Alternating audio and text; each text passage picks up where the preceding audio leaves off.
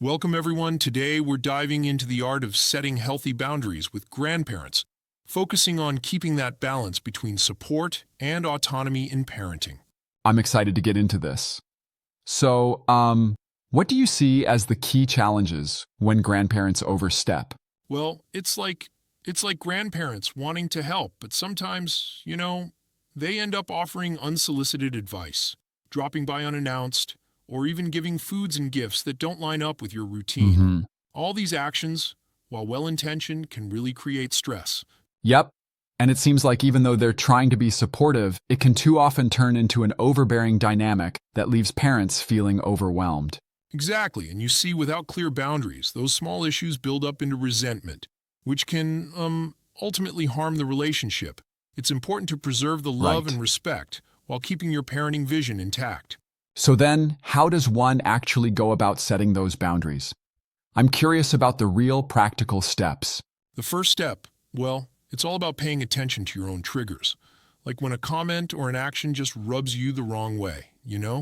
Identifying Yeah. those Hmm. triggers helps you clearly define what your boundaries should be. Got it. You have to really understand what specific behaviors push you over the edge before you can articulate what's off limits. Exactly. And once you know those triggers, it's time to have a gentle conversation with your grandparents. Using a I feel Right. about I need approach helps keep it compassionate and non-confrontational. So it's like you're saying, I feel stressed when so and so happens, and I need you to, please follow this routine, right? Precisely, that's the spirit. For instance, saying something like, I feel overwhelmed when I come home to discover that Johnny hasn't napped and I need the routine to be followed, sets clear expectations without attacking their intentions. But don't you think that might sound a bit too, rigid?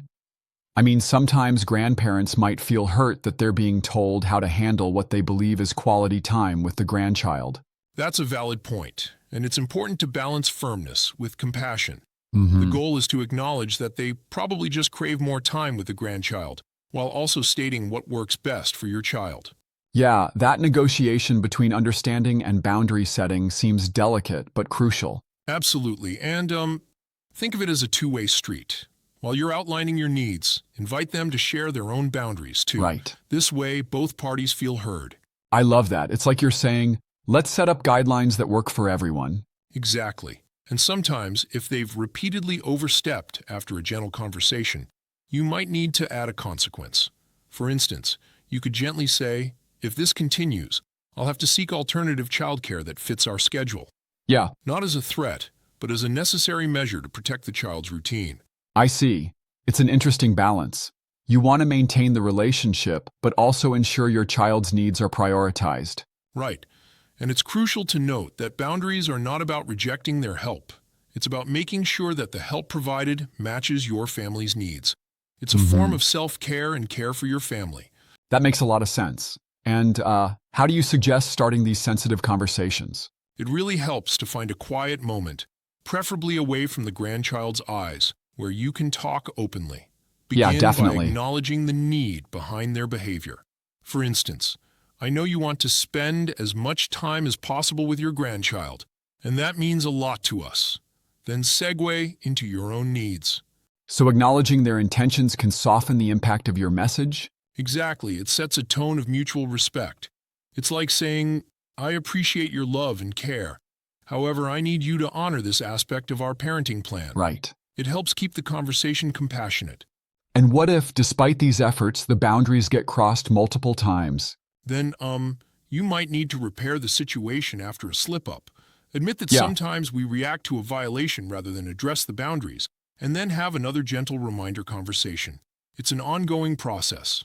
That iterative approach really highlights how setting boundaries is just like continuous work rather than a one-off fix. Absolutely, and sometimes if you find it too challenging to navigate these conversations on your own, seeking professional guidance, like a family therapist, can be incredibly helpful. It takes some pressure off just having to Right. manage everything by yourself. Yeah, and that external perspective can really balance things out. Now I'm thinking about the potential pushback. What if a grandparent feels hurt or rejected by these boundaries? That's a fair criticism. In such cases, it's essential to reiterate that setting boundaries isn't about shutting them out.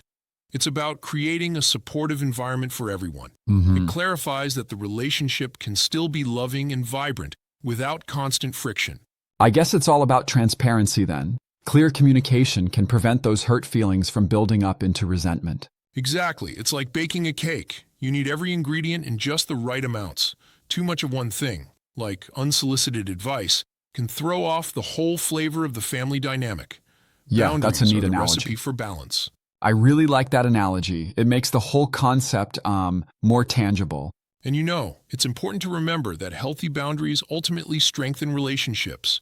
They let us stay connected without feeling overwhelmed. Right. When both sides understand and honor these limits, it builds a more respectful and loving connection. Definitely.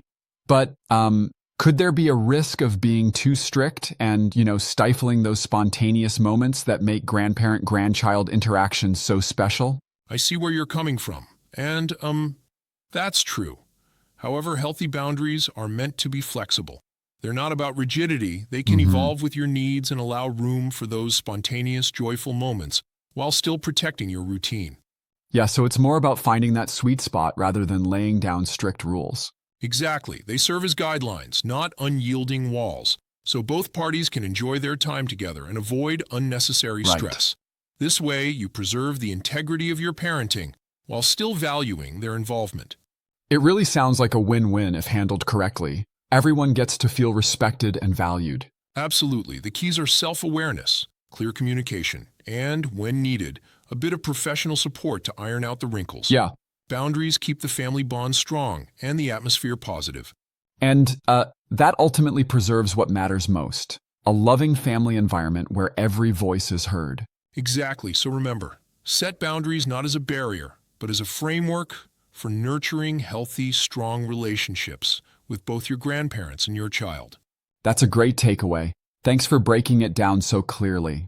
Thanks for joining in this discussion. It's been, really insightful. And I hope it helps parents out there navigate these tricky waters.